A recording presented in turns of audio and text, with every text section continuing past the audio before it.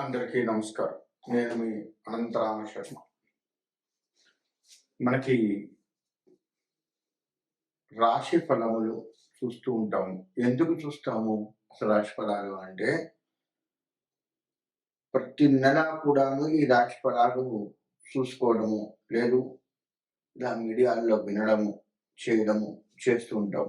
ఎందుకు అనే విషయానికొస్తే, గత నెల కంటే ఈ నెలన్నా బాగుందా లేదా అనేది ఒకటి.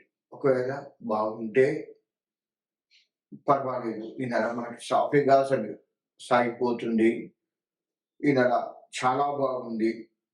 కాబట్టి ఈ బాగున్న దాన్ని మనం ఇంకా మెరుగ్గా ఎట్లా చేసుకోవాలి, ఏమిటి అనేది చూసుకుంటాం. మరి ఒకవేళ బాగా లేదు ఈ నెల అనుకున్నటువంటి రాశులు ఏమన్నా ఉంటే, ఆ రాశి వారు ఎక్కడ బాగలేదు, ఎందుకు బాగలేదు, మనలో ఎక్కడ తేడా వస్తుంది, మొత్తం కూడా చెప్తూ ఉంటాం మేము.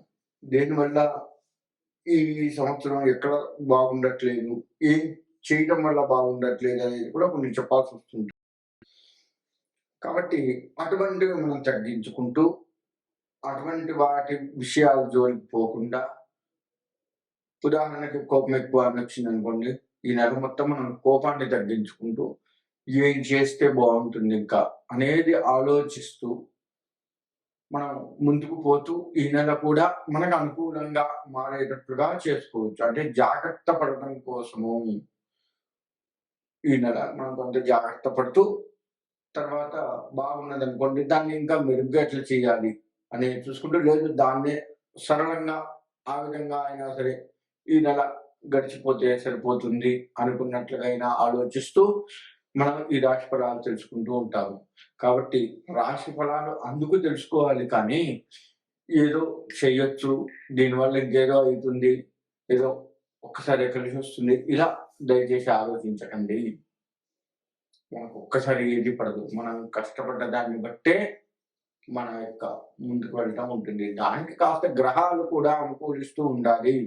ఆ గ్రహాల అనుకూలత ఉందా లేదా తెలుసుకుంటూ, ఒకవేళ లేకపోతే ఏం చేస్తే గ్రహాల అనుకూలత ఉంటుంది అనేది చూసుకుంటూ, మనం దానికి పరిహారాలు, దోష నివృత్తి చేసుకుంటూ, లేదు రెమెడీస్ ఏదైనా చేసుకుంటూ, మనం ఆ గ్రహాన్ని శాంతింప చేసుకొని మనకు అనుకూలంగా ఉంచుకొని ధర్మబద్ధంగా నడుస్తూ, మన రాజకీయం కానీ, ఉద్యోగ వ్యాపారస్తులు కానీ, ఏదైనా సరే చేతి వృత్తులు కానీ, ఇలా అన్ని రంగాల వారు కూడాను దానికి అనుకూలంగా వెళ్తూ మన జీవన ప్రయాణాన్ని కొనసాగించుకోవడం కోసం మాత్రమే ఈ రాశి ఫలాలు చూస్తూ ఉంటాము.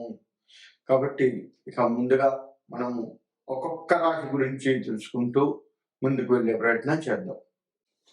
ధనస్సు రాశి. ధనస్సు రాశి వారికి అన్ని రంగాలుగా బాగుంటుందనే చెప్పుకోవచ్చు. వీరికి కోపం ఎక్కువ, గుర్తుపెట్టుకోండి.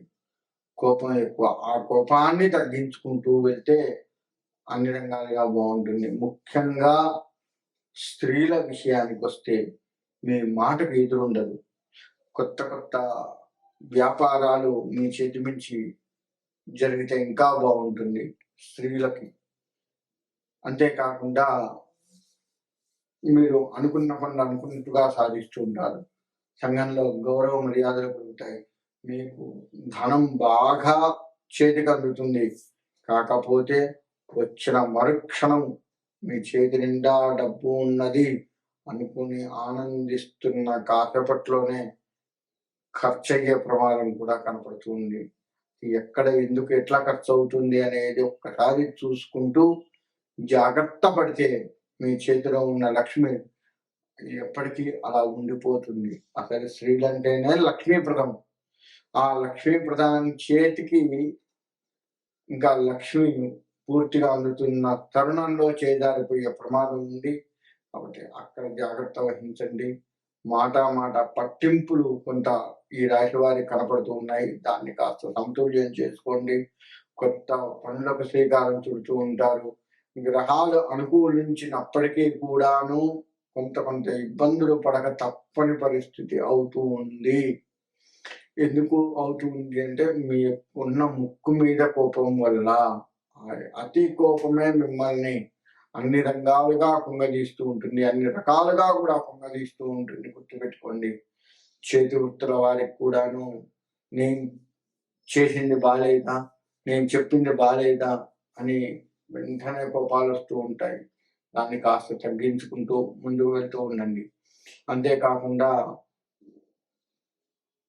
విద్యార్థులు నేను ఎంత చదివినా ఇంతే అని సాగే కోపం వస్తూ ఉంటుంది. కోపం కాదు, జాగ్రత్తగా ఎక్కడ ఎందుకు చదివినా రావట్లేదు అనేది ఒకసారి ఆలోచించుకొని ఇంకా ఎంత జాగ్రత్తగా చదవాలి, ఏ సమయానికి చదివితే చదువు మన ఒంటికి పడుతుంది అనేది ఆలోచించుకొని చేయండి. ఈ రాశి వారికి ఉన్నటువంటి ఇంకొక ఇబ్బంది ఏంటంటే సకాల భోజనము చేయరు. కష్టపడాలి, ముందుకు వెళ్ళాలి అన్న ఒక తరుణంతో సకాలముగా భోజనము చేయరు. ఆ సకాల భోజనము చేయకపోవడం వల్ల ఉదర సంబంధ వ్యాధులు కొంత ప్రబలీకృతం అయ్యేది కనపడుతూ ఉంది.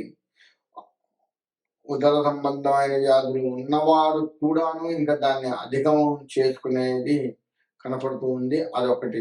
ఆరోగ్య విషయంలో అదొకటి జాగ్రత్తగా ఉండండి. రాజకీయ నాయకులు కూడాను ప్రతి దానికి ఇంత చేసినా నన్ను గుర్తించట్లేదు, చెయ్యట్లేదు అనే పోకడకు పోయి ఏది చేయకుండా ప్రజల నుంచి కొంత వ్యతిరేకం వచ్చే అవకాశం కనపడుతుంది. కాబట్టి ఆ వ్యతిరేకత రాకుండా రాజకీయ రంగంలో మీరు ముందడుగులు వేస్తూ చూసుకోండి. ఖచ్చితంగా మీరు చేసిన పనిని గుర్తిస్తారు అనేది మాత్రం మర్చిపోకండి. రాజకీయంలో ఇదొకటి ఇబ్బందికరంగా కనపడుతుంది. ఇక వ్యవసాయం విషయానికి వస్తే వ్యవసాయం కూడా మీకు అనుకూలంగా ఉంది, కానీ మీరు కొంత అశ్రద్ధ వహించేది కనబడుతుంది. తద్వారా వ్యవసాయ రంగంలో ఇబ్బంది కలుగుతూ ఉంటుంది. అశ్రద్ధని కాస్త తగ్గించుకోండి. తద్వారా మీరు ముందుకు వెళ్తూ ఉంటారు.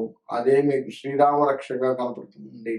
ఎటు తిరిగినా ఈ రాశి వారు విందు వినోదాల్లో పాల్గొంటారు, నూతన వాహనములు కొంటారు, స్థిరాస్తులు కొంటారు, చరాస్తులు కొంటారు, ఆభరణాలు కొంటారు. ఇక్కడ ఆభరణాలు పోగొట్టుకుంటారు కూడా. గుర్తుపెట్టుకోండి, ముఖ్యంగా స్త్రీలు మీరు విలువైన ఆభరణాన్ని పోగొట్టుకునేది కొంత కనపడుతూ ఉంది. అక్కడ జాగ్రత్త కనుక వహించినట్లయితే మీకు ఇబ్బంది ఉండదు. మీరు ఈ రాశి వారు అన్ని యశోభూషణంగా కనపడుతూ ఉంది. అన్ని కీర్తి ప్రతిష్టలు, అన్ని రకాలుగా కీర్తి ప్రతిష్టలు కనపడుతూ ఉంది. కానీ కోపం అదొక్కటి సరి చేసుకోండి. మీకు ఈ రాశి వారికి బుధుడికి సంబంధించినటువంటి రెమెడీస్ చేసుకోండి. వినాయకుడికి గరికతో ప్రదక్షిణ నమస్కారాలు చేయండి, గరిక సమర్పించండి. సంకటహర చతుర్థి ఇవి వస్తూ ఉంటాయి. మనకు 2 రకాల చతుర్థులు ఉన్నాయి. కృష్ణపక్షంలో, శుక్లపక్షంలో వచ్చేటువంటి చవితులు 2 ఉన్నాయి. ఆ 2 చవితులకు కూడాను వినాయకుడికి సంబంధించిన ప్రదక్షిణ నమస్కారాలు, అభిషేకాలు, అర్చనలు అన్నీ కూడా చేసుకుంటూ కనుక ముందుకు వెళ్ళినట్లయితే మీ యొక్క బుద్ధి బలాన్ని పెంచి మిమ్మల్ని ఆ వినాయకుడు అనుగ్రహిస్తూ ఉంటాడు. కాబట్టి అందరికీ కూడా ఈ రాశి వారందరికీ ఆ కోపం కాస్త తగ్గి గణనాయకుడి యొక్క అనుగ్రహం ఉండాలి అని కోరుకుంటున్నాం. ఇక ముందుగా ద్వాదశ రాశుల వారికి చెప్పేది ఏంటంటే, నేను ఇప్పుడు చెప్పినట్లుగా మీరు పరిహారాలు చేసుకుంటూ మీ రాశుల రీత్యా మీరు ముందుకు వెళ్ళండి. ఆ పరిహారాలు చేసుకోకపోతే నిజంగా ఇబ్బందులు వస్తాయి. అందులో ఎటువంటి సందేహం లేదు. మన జాతకం మొత్తం కూడా, మన జీవితం మొత్తం కూడా జాతకం మీద, ఆ యొక్క గ్రహాల మీద అది ఆధారపడి ఉంది. గ్రహాల అనుకూలత మనకు ఉంటేనే, ఉదాహరణకి సూర్యుడి అనుగ్రహం ఉందనుకో ఆరోగ్యం బాగుంటుంది, చంద్రుడి అనుగ్రహం ఉంటే మనశ్శాంతి బాగుంటుంది. ఇలా ఒక్కొక్క గ్రహం ఒక్కొక్కటి చేస్తూ ఉంటుంది. కాబట్టి మన జాతకరీత్యా ఏ గ్రహం బాలేదో దానికి సంబంధించి పరిహారాలు చేసుకుంటూ మీరు ముందుకు వెళ్ళడం ఎంతైనా శ్రేయస్కరం. కాబట్టి ద్వాదశ రాశుల వారు నేను చెప్పిన పరిహారాలు చేసుకుంటూ ముందుకు వెళ్ళి మీ యొక్క జీవితాన్ని తీర్చిదిద్దుకోవాలి అని కోరుకుంటున్నాను. మీ అందరికీ కూడా, ద్వాదశ రాశుల వారందరికీ కూడా మీ మీ ఇష్టదైవం, కులదైవాల యొక్క, గ్రామ దేవతల యొక్క అనుగ్రహం సంపూర్ణంగా కలిగి సుభిక్షంగా ఉండాలి అని కోరుకుంటూ సెలవు తీసుకుంటున్నాను.